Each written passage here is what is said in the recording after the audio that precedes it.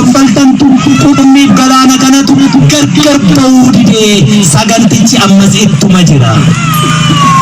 Arrammoo guyyaa 15 isa xumuraa waraana bilisummaa Oromoo daaraa botoron boonaa jedhanii socho'aa jiru. Anaaf simuu as teenye eechisaatti jiru. Wanni miidiyaarra jirtuu fi wanni lafa jirtu gargar.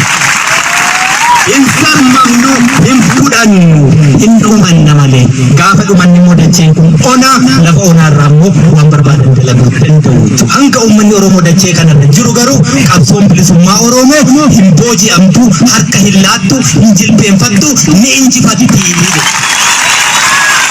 Ni injifanna. Kaba siyaasaa ilmaan Oromoo beekan Oromoo hedduun kaleessa goyyomfame jaarsummaa mala maaloo waraanni bilisummaa Oromoo har'a hanga qeensa xurii qeensa kiyyaa kana dhimma Oromoo irratti waa sharafamte jennaan hin fudhannu. Dhibba barbaanna dhibba argannaan immoo duubatti hin jennu jechuudha. Kanaaf hanga bilisa sin baasnutti ani yookaan nan du'a yookaan ammoo bilisa sin baasa.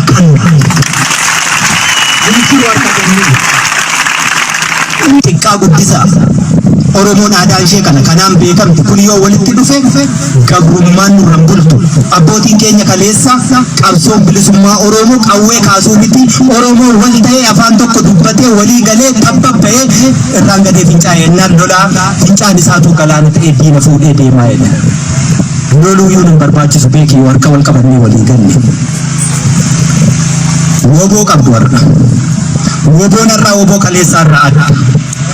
Leencoo lataa waan inni jedhe beektu woboon irraan kunii boojii amaanatti fakkaataa jedhe. Maalii jennaani eessaa fidee reenjerii amma kanaa uffatee deemaa. Reenjerii utuu ishee kana uffata kana boojii amaa miti woboon irraa.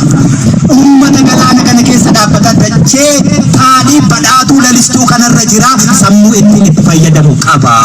Uummata kana duratti uffise boojii amaa miti. Oromootti idaa yookaan gatii tokkoon fuune waraanni bilisummaa Oromoo biyyi kamiyyuu sabni kamiyyuu waanuu liqeessine waanuu laanne gaafa bilisa baane idaa tokkoyyuu hin qabu. Idaa namni nurraa qabu gatii namni nurraa qabu sini uummata Oromoo kan sanammoo wareegama lubbuu sinii kennineetu bilisummaa sinii finne. Kanaachi waraanni bilisummaa Oromoo har'a meeshaa eenyuyyuu hin hidhanne ni qaba ni hidhata. Uffata eenyuyyuu hin qabnes ni dhufa. Uffati sunis immoo warshaa mootummaatti oomishiisa. Sinii galee achumaa dhufaa jechuudha. Akkasumatti warshuma isaatti oomishna achumaatti uffanna. Booji'amaa miti nuti. Sammuu booji'amee bareedu booji'amaa namaan jedhaa jechuudha. Sammuu kaleessa uummata galaana kan qabu waraana bilisummaa Oromoo 30 hanga 40 qabu. Qawwee gahaa qabu.